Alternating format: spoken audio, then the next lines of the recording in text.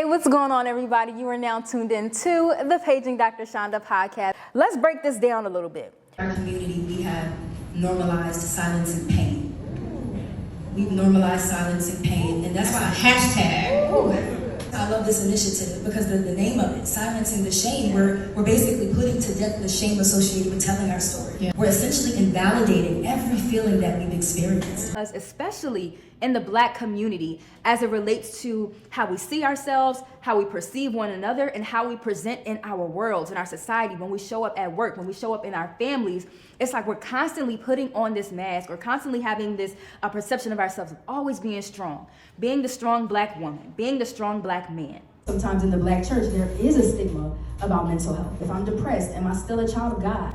Right? If I'm experiencing anxiety, does that mean I'm weak or I lack faith? Keep in mind, it says that Jesus went about the city healing every manner of disease. I don't see my God, my Jesus being any type of discriminatory person saying, I can heal that paralyzed leg, I can heal that blind eye, but you got depression, I can't heal that. I can heal that physical thing, but I can't heal that mental illness thing. No, the Bible says all manner of diseases. That means I think some mental health was sprinkled in there somewhere. So we gotta stop trying to divide this thing where God only focuses on these specific diseases, but these other ones is off limits. That's not how my God works. Also, y'all be clap.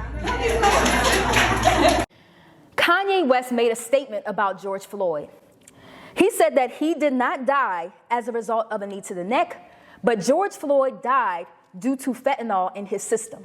Claiming that Floyd died from fentanyl is not only damaging to our community, but it also reinforces these ideas of white supremacists who want to defame the legacy of George Floyd. How can our ancestors' issues with mental health have an impact on us? Mm-hmm.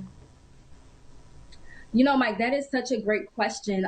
So I'm a believer that simply being Black in America is traumatic in itself.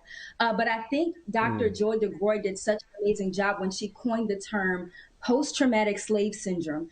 A lot of Black people collectively are exhibiting symptoms of PTSD that go undiagnosed and untreated because of our ancestral history and that history of experiencing trauma day to day. I mean, we've been waiting for this interview. I know myself. Yeah, so you might start to notice a mental health concern beginning to happen when you notice yourself deviating from your normal way of functioning. So basically, if you're not able to sleep like you used to sleep, if you're not able to be emotionally available to your partner or to your children, or go to school or go to work, and you find that your functioning is deteriorating, it'll be important to check in with yourself and check in with your emotions, because that can certainly be a telltale sign that a mental health concern might be emerging.